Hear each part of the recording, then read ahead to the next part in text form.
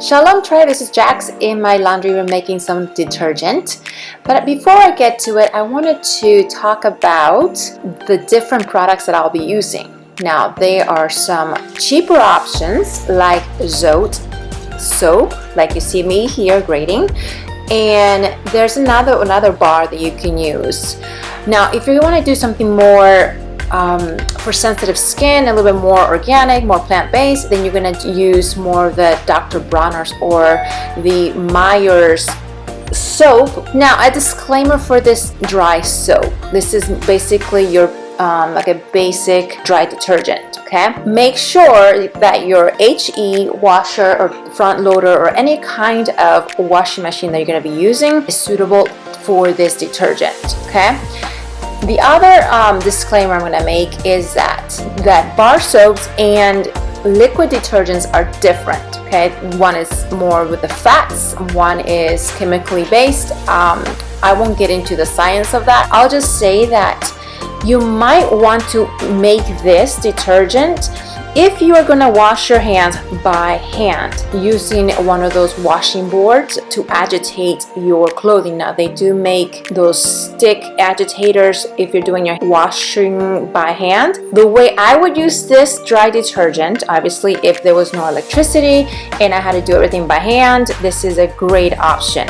I would definitely use a washing board or a washing agitator stick. It looks like a plunger, really. The other way I would use it is I would make sure my HE front loader washing machine is okay with this detergent, and then I would just use like a tablespoon to boost my clear free already liquid detergent, okay?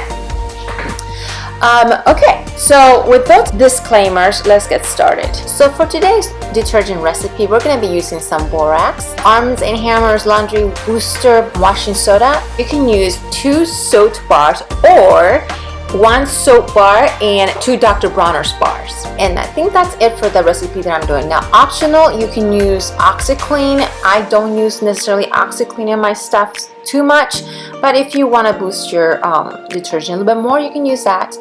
If you have sensitive skin, I would recommend doing Dr. Bronner's all natural plant-based soap or Meyer's soap.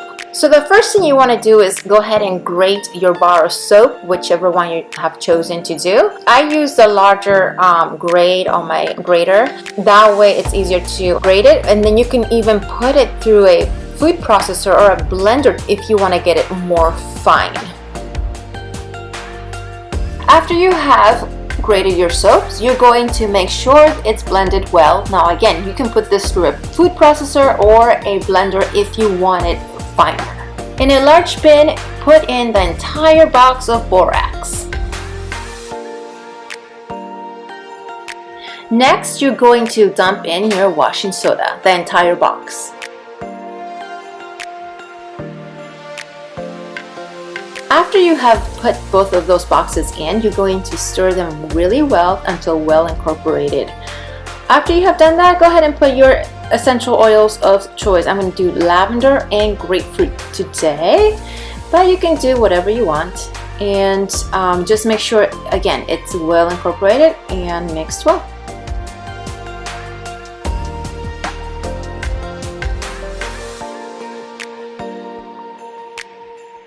After everything is well incorporated, you want to add your grated bar soaps.